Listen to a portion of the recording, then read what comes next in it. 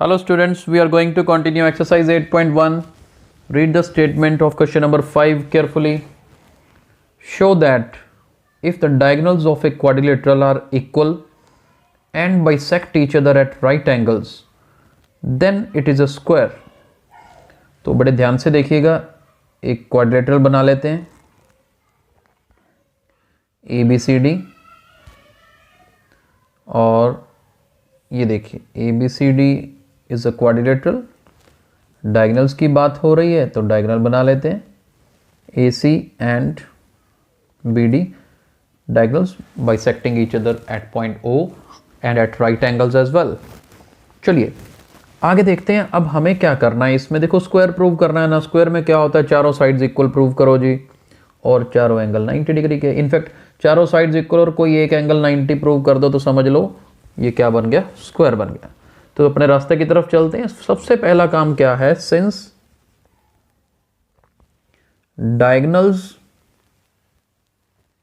Diagonals of quadrilateral ABCD bisect each other. देखो diagonals bisect करते हो तो हमने थ्योरम पढ़ी है कि वो क्वाड्रिलेटरल क्या होती है, पैरेललोग्राम होती है। Since diagonals of quadrilateral ABCD bisect each other, therefore ABCD is a parallelogram. तो एक चीज तो हमें क्लियर हो गई कि ये जो हमारे पास ABCD है वो पैरेललोग्राम है। ठीक है, अब डायगोनल बाइसेक्ट भी करते हैं, डायगोनल्स इक्वल भी हैं, ये कुछ चीजें भूलनी नहीं है आपने। अब और देखते हैं आगे। इसके बाद जब एक बार हमने पैरेललोग्राम प्रूव कर दी तो आगे क्या करते हैं, ट्रायंगल्स की कॉन्ग्रुएंसी हमें यूज करनी पड़ेगी, क्योंकि हमारे पास ये दो ट्रायंगल्स देखिए, इन दो ट्रायंगल्स में हम करेंगे क्या, मैं AB और AD को इक्वल प्रूव करूंगा। ध्यान से देखिए, in triangle AOB and triangle AOC, इन दोनों ट्रायंगल्स में चलते हैं। इनमें क्या है, देखो AO दोनों में आ रही है, AO is equal to AO common, ये तो कॉमन है। अब देखो हमें ये वाला एंगल भी तो 90 दिया हुआ है। चलो मैंने इधर एंगल 2 लिया है तो इधर 2 कर देते हैं। Angle 2 is equal to angle 1, each 90 degree लिखा है ना। Diagonals bisect each other at right angles, तो 1 इक्वल टू 2। और क्या है, क्योंकि डायगोनल्स बाइसेक्ट करते हैं तो इधर वाली साइड BO और दूसरे की DO, ये इक्वल तो गिवन है। Therefore triangle AOB is congruent to triangle AOC by SAS congruency rule। और अब मैं क्या लिख सकता हूं, therefore AB is equal to AD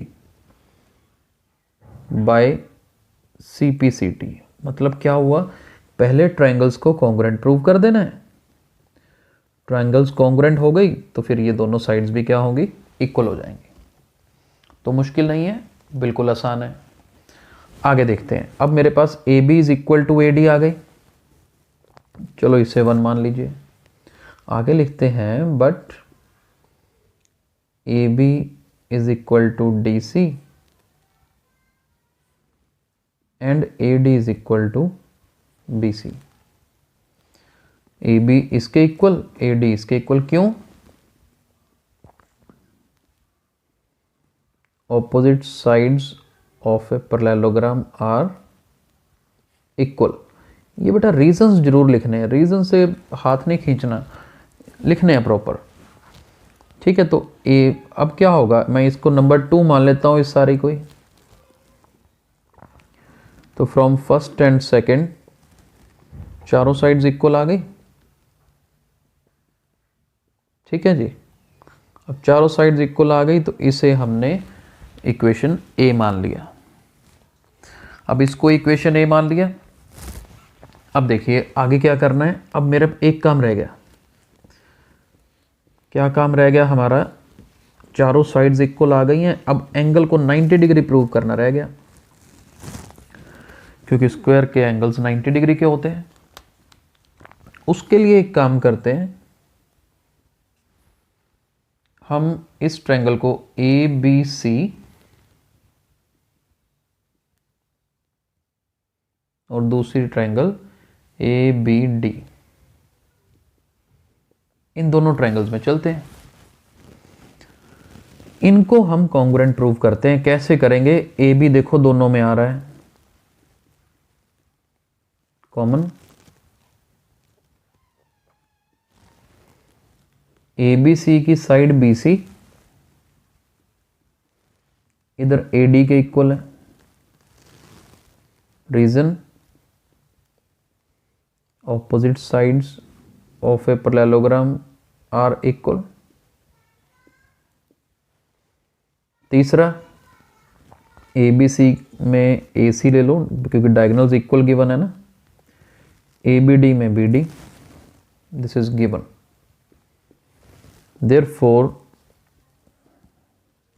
triangle ABC is congruent to triangle ABD by SSS congruency rule. Triangles congruent हुई। Therefore, देखो इस ट्रायंगल में एंगल ABC ले लो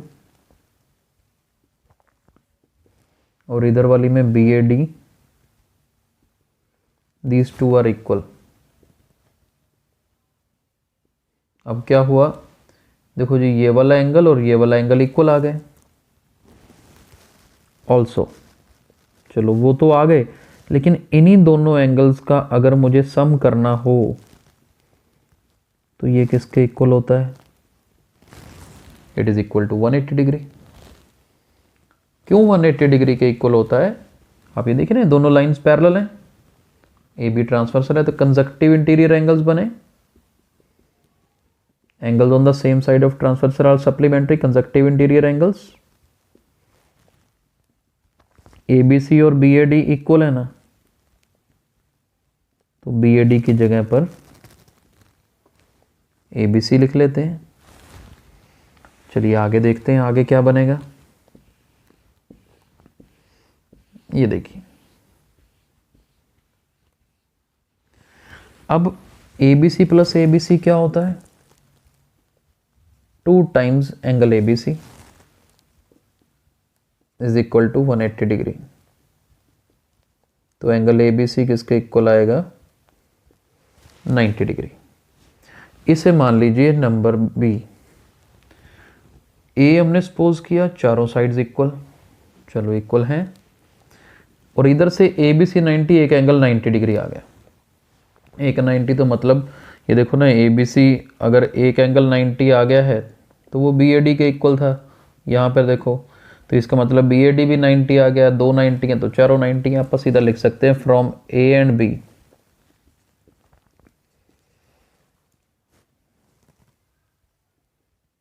ए B C D is a square.